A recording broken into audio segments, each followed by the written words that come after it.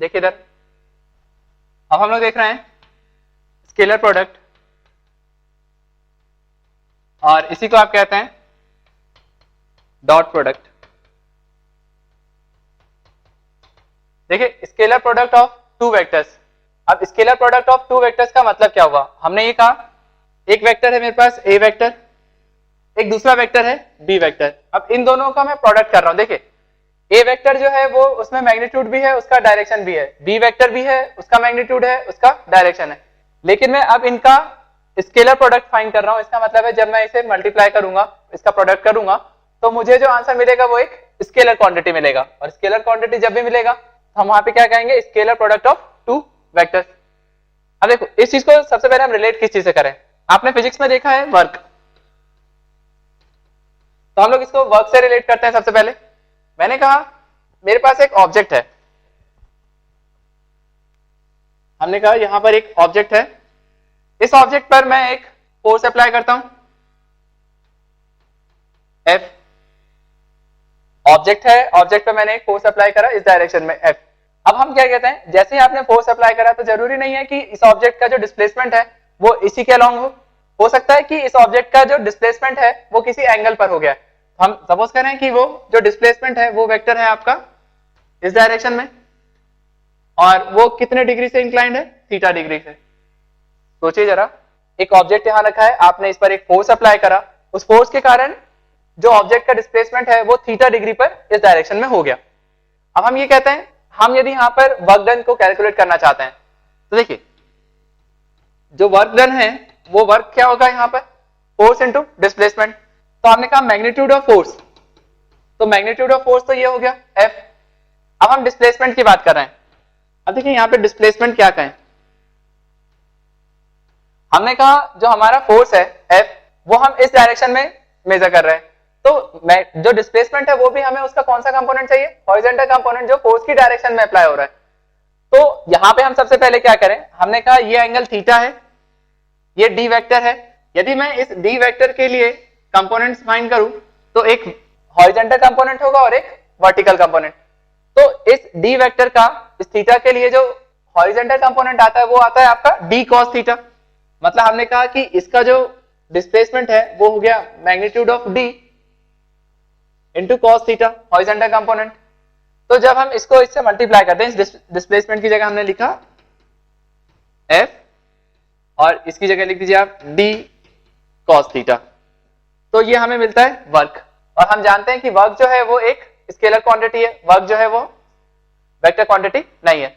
और जबकि फोर्स और डिस्प्लेसमेंट जो है, फोर्स भी एक वेक्टर क्वांटिटी है और डिस्प्लेसमेंट भी एक वेक्टर क्वांटिटी है। हम कह सकते हैं कि product of two vectors F और D यहां पर जो है वो क्या मिल रहा है आपको? स्केलर। तो इसे हम कह सकते हैं स्केलर प्रोडक्ट। अब देखिए हमने कहा W इक्वल्स टू हो गया F D cos थीटा, और इसी को हम डॉट प्रोडक्ट भी कहते हैं। इसे रिप्रेजेंट करने का जो एक वे है उसे हम ऐसा लिखते हैं F equals to F dot D। आप F डॉट D लिखें तो उसका मतलब होता है F D cos थीटा, मतलब magnitude of F magnitude of D into cos theta.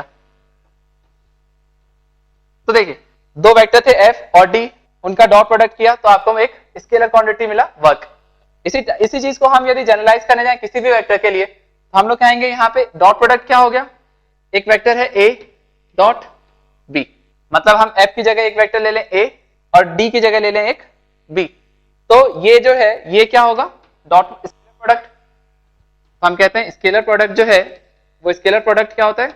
A dot B, और इसी A डॉट B को आप लोग लिखते हैं मॉडुलस ऑफ A, क्योंकि देखिए F डॉट D था तो हमने लिखा modulus of F modulus of D into cos theta. यहां लिखेंगे हम modulus of A into modulus of B into cos theta. और ये जो थीटा एंगल है वो कौन सा है? फोर्स और डिस्प्लेसमेंट के बीच वाला एंगल, मतलब angle between A and B vector. तो यहां पर जो थीटा वेक्टर थीटा एंगल है ये रिप्रेजेंट करता है angle between vectors A and B, angle between vectors A and B। इसे नोट कीजिए। देखिए इधर हम देखें ऑर्थोगोनल वेक्टर्स। अब ऑर्थोगोनल वेक्टर्स क्या होता है यहाँ पे हमने अभी देखा था 3D में x axis, y axis and z axis. हमने कहा x एक्सिस के अलोंग जो यूनिट वेक्टर है वो है हमारा i कैप,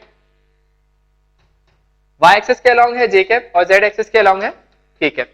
अब यदि मैं यहाँ पर i, j और k के लिए डॉट प्रोडक्ट की बात करने जाऊं तो देखिए यदि हम यहां से क्या पता करना चाहते हैं i डॉट i, अब हम क्या कहेंगे डॉट प्रोडक्ट की डेफिनेशन से a dot b equals to होता है modulus of a into modulus of b into cos theta, और एंगल थीटा जो है वो है angle between a and b। यहां पर यदि हम i डॉट i की बात करने जाएं तो magnitude of i cap into magnitude of i cap into cos, अब सुनिए i कैप हम यहाँ पे 3D को देखें ध्यान से, मैंने कहा ये x एक्सिस है, ये y एक्सिस है और ये z एक्सिस। तो हमने कहा i कैप जो है वो x एक्सिस के अलोंग है, तो पहला वाला जो i कैप है वो भी x एक्सिस के अलोंग है, दूसरा वाला i कैप जो है वो भी x एक्सिस के अलोंग है, मतलब दोनों जो है सेम लाइन पे है। इसका मतलब है कि दोनों के बीच में जो एंगल होगा वो हमारा 0 है। तो हमने कहा कि यहाँ पर थीटा इक्वल टू हो गया 0 डिग्री, तो थीटा इक्वल टू 0 हो गया तो ये cos 0, और cos 0 होता है 1। अब देखिए i कैप जो है i कैप कितना हो गया 1, क्योंकि उस यूनिट वेक्टर है तो उसका मैग्नीट्यूड 1, दूसरे वाले का भी 1 और इंटू cos थीटा जो है वो भी 1। तो फाइनली आपको जो आंसर मिलता है i डॉट i वो आ गया आपके पास 1। इसी टाइप से यदि मैं पता करूं j डॉट j तो मैं कहूंगा j डॉट j भी 1 होगा, क्योंकि j जो है वो y एक्सिस के अलोंग है, तो दोनों ही j कैप वेक्टर जो है वो y एक्सिस के अलोंग है, मतलब फिर से उनके बीच में जो एंगल आ रहा है वो कितना आ रहा है 0 डिग्री। तो हम लोग कहेंगे 1 इंटू cos थीटा, तो cos थीटा भी जो है वो कितना हो गया 0, cos 0 1, तो आंसर फिर से आएगा 1। और k cap dot k cap equals to होता है यहाँ पर 1। लेकिन यदि हम यहाँ पे बात करने जाए i डॉट j, अब i डॉट j क्या होगा, i हमने कहा x एक्सिस के अलोंग, j हमने कहा y एक्सिस के अलोंग, तो i और j के बीच में जो एंगल है वो है 90 डिग्री का। देखिए x एक्सिस, y एक्सिस और z एक्सिस तीनों म्यूचुअली परपेंडिकुलर होते हैं। हमने कहा i कैप जो है वो x एक्सिस के अलोंग है, j कैप जो है वो y एक्सिस के अलोंग है, तो दोनों के बीच का एंगल होगा हमारा 90 डिग्री। तो हम लोग यहां से कहेंगे i डॉट j, तो ये हो गया modulus of i modulus of j into cos 90, और cos 90 0 होता है, इस कारण से i dot j equals to आपके लिए हो गया 0। इसी टाइप से यदि हम j डॉट k की बात करें, k डॉट i की बात करें तो ये सभी 0 होंगे, क्योंकि इनके बीच में जो एंगल है वो एंगल 90 डिग्री है। तो इन वेक्टर्स को हम लोग कहते हैं ऑर्थोगोनल वेक्टर्स, इसे नोट कीजिए। देखिए अब यदि हम लोग कहें एक वेक्टर है हमारे पास a equals to a1 i cap plus b1 j cap plus c1 k cap, दूसरा वेक्टर है b equals to a2 i cap plus b2 j cap plus c2 k cap. अब हम कहते हैं a b, यदि हमें दोनों vectors given है तो ऐसे केस में हम लोग a डॉट b कैसे फाइंड करें। देखिए a डॉट b इसका मतलब है हमें इन दोनों का प्रोडक्ट करना है। हमने कहा a1 i cap plus b1 j cap plus c1 k cap dot a2 i cap plus b2 j cap plus c2 k cap. इसे सिंपल जैसे हम मल्टीप्लाई करते हैं वैसे मल्टीप्लाई करते हैं। तो हमने कहा a1 डॉट a2, तो a1 a2 और ये हो जाएगा i डॉट i प्लस ये जो है यहां पर a1 b2 i dot j plus a1 c2 i dot k plus b1 को मल्टीप्लाई करें तो ये आएगा b1 a2 j dot j dot i plus b1 b2 j dot j plus b1 c2 j dot k plus c1 से multiply करें तो ये हो जाएगा c1 a2 k dot i plus c1 b2 k dot j plus c1 c2 k dot k। देखिए ना a1 a2 जो है वो i डॉट i है और i डॉट i जो होता है वो होता है 1, तो ये तो वैल्यू देगा, लेकिन i डॉट j जो है वो तो हमारे लिए क्या हो गया 0। इसी टाइप से a1 c2 जो है वो भी i डॉट k वो भी 0 हो जाएगा, j डॉट i वो भी 0 होगा, फिर हमारे पास यहाँ j डॉट k 0 हो जाएगा, k डॉट i 0 हो जाएगा, k डॉट j 0 हो जाएगा। तो हमने कहा ये सारे टर्म्स तो गए, i डॉट i होता है 1, तो यहां से जो मुझे मिल रहा है a1 a2 प्लस यहां से जो दूसरा है j डॉट j वो 1 होगा, तो वो मिलेगा मुझे b1 b2 plus k dot k जो है वो भी 0 हो जाएगा, तो c1 c2। हमने कहा a dot b equals to a1 a2 plus b1 b2 plus c1 c2। अब देखिए हम सिंपल सा इतना ध्यान रखें, जब भी हम दो वेक्टर का डॉट प्रोडक्ट लेते हैं तो i कैप को मल्टीप्लाई करो, j कैप को और k कैप को। तो देखिए i से मल्टीप्लाई होगा तो i डॉट i तो 1 ही होना है, तो सिर्फ आप क्या लिख दीजिए a1 a2 plus b1 b2 j cap वाले और k कैप वाले आएंगे आपके c1 c2। तो a dot b equal to आया a1 a2 plus b1 b2 plus c1 c2। इसे नोट करें, देखिए था angle between two vectors a equals to a1 i cap plus b1 j cap plus c1 k cap and b equals to a2 i cap plus b2 j cap plus c2 k cap। अब देखिए यहाँ पे जब भी हमें angle find करना है तो डॉट प्रोडक्ट की हेल्प से हम उसे फाइंड कर सकते हैं। क्या कहें हम लोग कहते हैं a dot b equals to होता है हमारे पास mod of a into mod of b into cos theta. अब हमें एंगल पता करना है वेक्टर a और b के बीच में, तो ये जो एंगल थीटा होता है वो वेक्टर a और b वाला ही तो एंगल है। तो इस थीटा को हम फाइंड करना चाहते हैं, तो हम यहां से क्या कर लें, कॉस थीटा इक्वल्स टू आ गया मेरे पास a dot b upon modulus of a into modulus of b। अब देखिए a डॉट b यहां पर क्या हो जाएगा, देखिए एक तो ये फाइनल इस फॉर्मूले को आप नोट करके रख लें कि cos theta equals to a dot b upon mod of a into mod of b। जब भी आप ऐसे डिवाइड करेंगे तो आपको cos थीटा की वैल्यू मिल जाएगी। अब हम यहां से यदि इसकी वैल्यू फाइंड करने जाए तो हम लोग कहते हैं cos थीटा इक्वल्स टू क्या होगा, a डॉट b, a और b का यदि हम डॉट प्रोडक्ट लिखें तो अभी हम लिख चुके हैं, तो a डॉट b करेंगे तो आएगा a1 a2 plus b1 b2 plus c1 c2। तो यहां से हमने लिखा a1 a2 plus b1 b2 plus c1 c2 upon modulus of a। अब मॉडुलस ऑफ a क्या होगा यहाँ पर, root under a1 square plus b1 square plus c1 square into under root क्या आएगा यहाँ से a2 square plus b2 square plus c2 square. तो देखिए cos थीटा इक्वल टू यहाँ से ये आ गया, तो हम थीटा इक्वल टू क्या कह दें, थीटा इक्वल टू हो गया cos inverse a1 a2 plus b1 b2 plus c1 c2 upon under root a1 square plus b1 square plus c1 square into under root a2 square plus b2 square plus c2 square. ये angle हो गया, angle between a and b। अब देखिए यहां पे कुछ conditions देखते हैं। फर्स्ट केस देखें, यदि हम कहें वेक्टर a और वेक्टर b यदि पैरेलल वेक्टर्स हैं तो हम कहते हैं थीटा इक्वल टू, इस केस में हो गया फर्स्ट केस में थीटा इक्वल टू 0 डिग्री।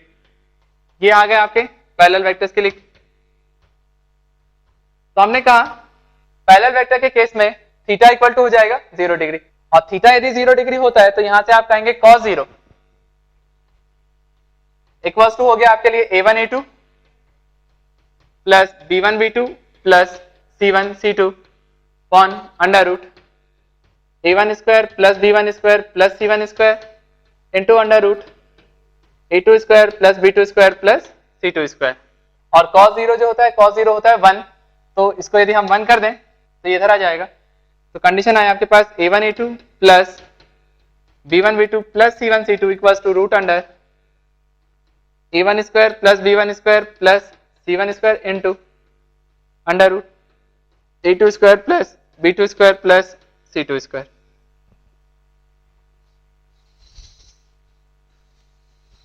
देखिए जब भी हम स्केलर प्रोडक्ट से पैरेलल वेक्टर्स की बात करने जाते हैं तो उस केस में जो हमें कंडीशन मिलता है वो मिलता है a1 a2 plus b1 b2 plus c1 c2 equal to under root a1 square plus b1 square plus c1 square into under root a2 square plus b2 square plus c2 square. लेकिन कभी भी हम इस फॉर्मूले को लगाएंगे नहीं, इसका यूज नहीं करेंगे। क्यों? क्योंकि जब भी हमारे पास पैरेलल वेक्टर आएगा तो हम वहां पर डॉट प्रोडक्ट नहीं, हम वहां क्रॉस प्रोडक्ट की बात करेंगे। अब क्यों करेंगे वो क्रॉस प्रोडक्ट में देखें। अब यहाँ पे हम कहते हैं फर्स्ट केस तो ये हो गया पैरेलल वेक्टर वाला। सेकंड केस जो है वो है यदि हम कहते हैं थीटा इक्वल टू हो जाए 90 डिग्री, वेक्टर ए और वेक्टर बी जो है वो म्यूचुअली परपेंडिकुलर हो जाए। अगर यदि वेक्टर ए और वेक्टर बी म्यूचुअली परपेंडिकुलर हैं तो थीटा इक्वल टू हो गया 90 डिग्री। तो ये हमें देता है ऑर्थोगोनल वेक्टर्स। ऑर्थोगोनल वेक्टर्स मतलब हम ऑर्थोगोनल वेक्टर्स उन्हें कहते हैं जिनके बीच में एंगल कितना होता है 90 डिग्री। तो ऑर्थोगोनल वेक्टर्स तब मिलेगा जब आप थीटा इक्वल टू 90 डिग्री करेंगे, और थीटा 90 डिग्री होता है तो देखिए यहां से उस फॉर्मूले में हम यदि cos थीटा के फॉर्मूले में वैल्यू रखें तो हमें क्या मिलेगा, cos 90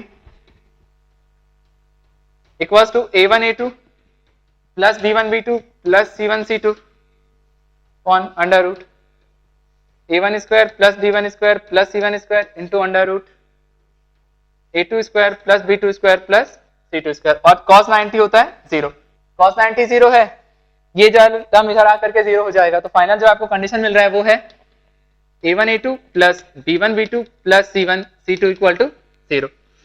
तो ऑर्थोगोनल वेक्टर और म्यूचुअली परपेंडिकुलर वेक्टर के केस में a1a2 plus b1b2 plus c1c2 आपको 0 मिलता है, इसे नोट कीजिए। और ये बहुत इंपॉर्टेंट है, जब भी आपको ये पता हो कि दो वेक्टर्स हैं और दोनों म्यूचुअली परपेंडिकुलर हैं तो हमेशा आप उनके डॉट प्रोडक्ट को 0 कर सकते हैं। देखिए ऑर्थोगोनल वेक्टर के केस में हम ये क्या है, यदि हम a डॉट b की बात करने जाएं in case of orthogonal vector तो हम कहते हैं a dot b equals to होता है हमारे पास a b into cos theta, लेकिन यहाँ पे थीटा इक्वल टू हो गया हमारे लिए 90, तो cos 90।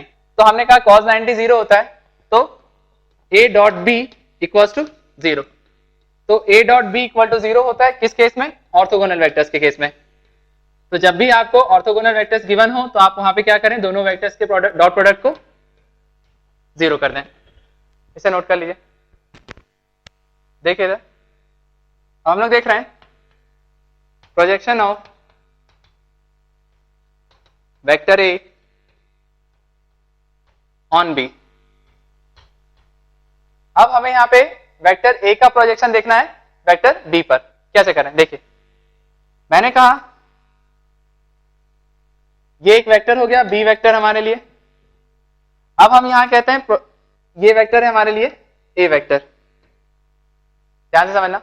अब इस वेक्टर ए का प्रोजेक्शन मुझे देखना है बी लाइन पर। तो देखिए प्रोजेक्शन का मतलब क्या होता है, अब सुनो। सबसे पहले तो ये ए वेक्टर इस डायरेक्शन में है, बी इस डायरेक्शन में, मतलब इन दोनों के बीच में एक एंगल है, उस एंगल को मैंने यहाँ पे कहा थीटा। अब हम ये कहते हैं कभी भी प्रोजेक्शन का मतलब क्या होता है, हमने ये कहा एक लाइन है और ये दूसरी लाइन है। यदि हम इसे कहें ए बी और इसे कहूं मैं सी डी, यदि मैं प्रोजेक्शन देखना चाहता हूं ए का बी पर तो हम क्या करते हैं, जिस लाइन का आप प्रोजेक्शन देखना चाहते हैं उसके एंड पॉइंट्स पे जाएं, इस ए पर जाइए और बी पर। अब इस ए से क्या करो, जिस लाइन पर प्रोजेक्शन देखना है उस पर एक परपेंडिकुलर ड्रॉप करो। मैंने उस पॉइंट को कह दिया एम। जो बी एंड है इससे एक परपेंडिकुलर ड्रॉप करो दूसरे वाले उसी लाइन पर, तो उसे हमने कह दिया एन। तो ये जो एम एन है, ये एम एन जो है वो मिनिमम डिस्टेंस है बिटवीन ए एंड बी। अब ए और बी के लिए जो शॉर्टेस्ट डिस्टेंस आता है मिनिमम डिस्टेंस, उसी को हम लोग क्या कहते हैं, प्रोजेक्शन। प्रोजेक्शन मतलब हो गया कि इस लाइन पर इमेज कैसा बन रहा है, कितना बन रहा है। तो इसका इमेज जो बन रहा है वो क्या बन रहा है, एम एन। तो हमने कहा एम एन जो है वो क्या हो गया, projection of a b on c d. मैं यहां से कहता हूं projection of a b on c d, ये जो है ये क्या हो गया आपके लिए एम एन। अब एम एन जो है वो शॉर्टेस्ट डिस्टेंस है, इसका मतलब है ये जो क्वांटिटी मिल रही है वो आपको एक वेक्टर क्वांटिटी नहीं है, वो एक स्केलर क्वांटिटी है। अब देखो इसे यहां पर कैसे रिलेट करें। मैंने कहा ये वेक्टर बी है, इसका मॉडुलस मैंने कहा बी। यहां पर हम इसका ए वेक्टर के लिए यदि मैग्नीट्यूड की बात करें तो हमने कहा ये ए। अब सुनिए हमें देखना है projection of a on b. अब ए ऑन बी क्या आएगा, मैं क्या करूं, इसके एंड पॉइंट्स पे जाऊं और इस एंड पॉइंट से इस पर एक परपेंडिकुलर ड्रॉप करूं। मैंने अभी कहा जिसका प्रोजेक्शन आप लेते हैं उसे एक परपेंडिकुलर ड्रॉप करो। इस पॉइंट को मैंने कह दिया सपोज कीजिए आप एम, और ये पॉइंट हमारा मान लें ओ। तो देखो एक जो एंड पॉइंट था वो ये था, तो इससे परपेंडिकुलर ड्रॉप करा तो मुझे एम मिला। अब इस वाले पॉइंट से यदि इसी लाइन पर परपेंडिकुलर ड्रॉप करता हूं तो मुझे वही पॉइंट मिलेगा, क्योंकि वो पॉइंट जो है वो उसी लाइन पर है।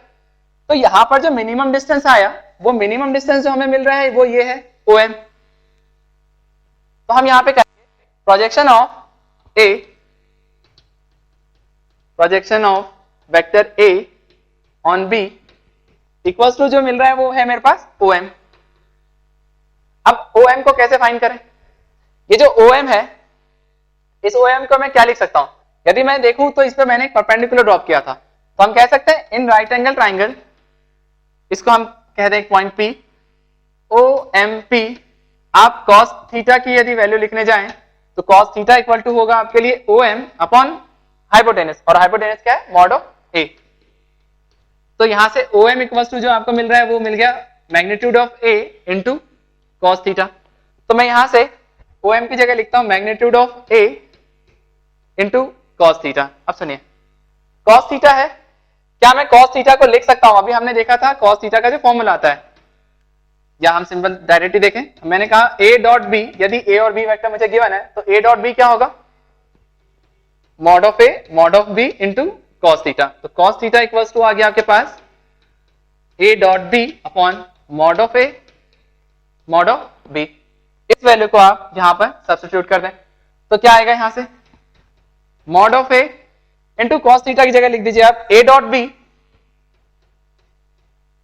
Upon mod of A into mod of B। अब ये मॉड ऑफ A कैंसिल हो गया, तो यहां से जो हमें प्रोजेक्शन मिला OM, वो OM इक्वल टू मिल रहा है A dot B upon mod of B। तो OM इक्वल टू आया A dot B upon mod of B। तो projection of A on B जो आ रहा है वो आ रहा है आपके पास A dot B upon mod of B। अब इसका मतलब क्या समझे? मैं ये कहता हूं जिस वेक्टर का आप प्रोजेक्शन A का देख रहे थे और B पर देख रहे थे, तो क्या कीजिए, जिस वेक्टर पर आप प्रोजेक्शन देख रहे होते हैं उसके मैग्नीट्यूड से आप A डॉट B को डिवाइड कर दें, तो हमें यहाँ पे OM मिला A dot B upon mod of B। Similarly यदि मैं कहना चाहूं तो मैं कह सकता हूं projection of B on A जो आएगा वो आएगा मेरे पास, अब हम A वेक्टर पर प्रोजेक्शन देख रहे हैं, अब A पर यदि प्रोजेक्शन देख रहे हैं तो आप क्या कीजिए, A dot B upon mod of A, जिस पर प्रोजेक्शन देख रहे हैं उसके मॉड से डिवाइड कर दें। ये फॉर्मूला हो गया आपका projection of B on A। इन दोनों फॉर्मूले को नोट करें, प्रॉब्लम नोट करें। If vectors I cap minus 2x j cap minus 3y k cap and I cap plus 3x j cap plus 2y k cap are orthogonal to each other,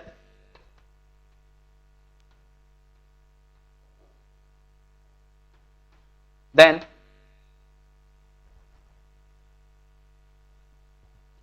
the locus of the point x comma y is, options हैं A circle, B straight line, C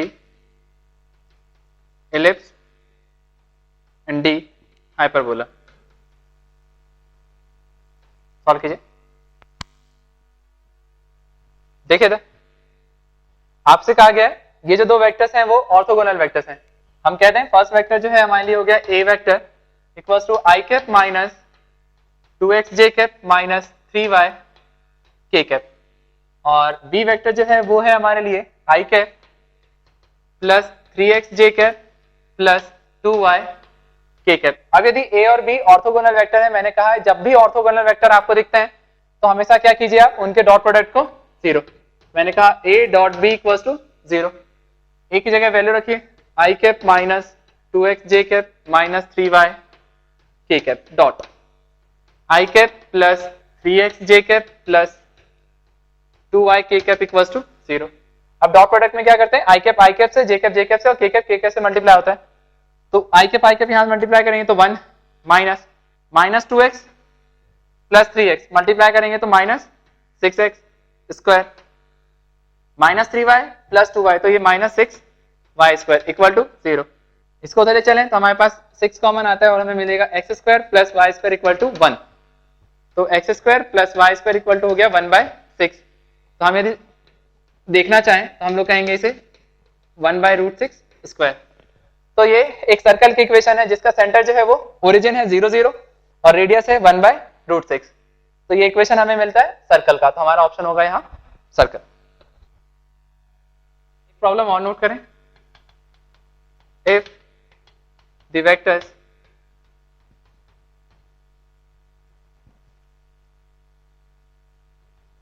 three P vector plus Q comma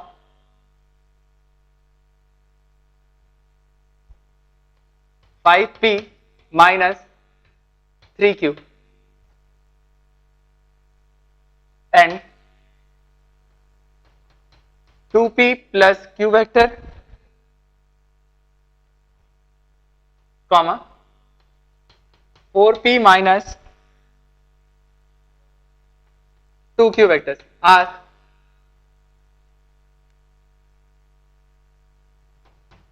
pairs of mutually perpendicular vectors